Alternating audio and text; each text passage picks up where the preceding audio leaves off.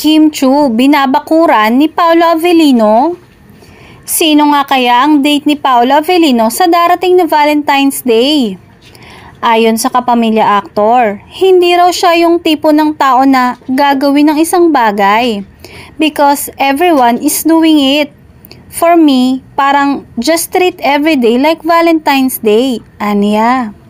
Nang tanungin kung nasaan siya sa February 14, tugon ng binata, "For Valentine's, I'll probably be spending it on actually, hindi ko pa alam." Natatawang pag-amin nito. Pero sigurado daw siyang may champagne and may reading materials siya.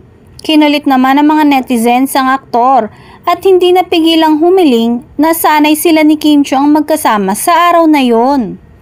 May mga nagtag naman agad sa aktres at sabing, "Yes, yes, yes," sigaw ng mga fans kung yayain ni Paolo si Kim para sa kanyang magiging kadate.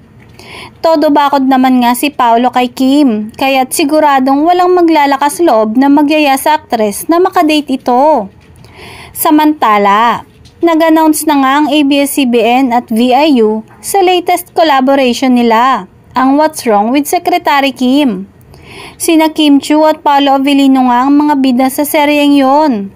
At syempre, hit Korean series yon na gagawin nga ni Kim at Paolo, kaya siguradong papatok ang proyektong yon.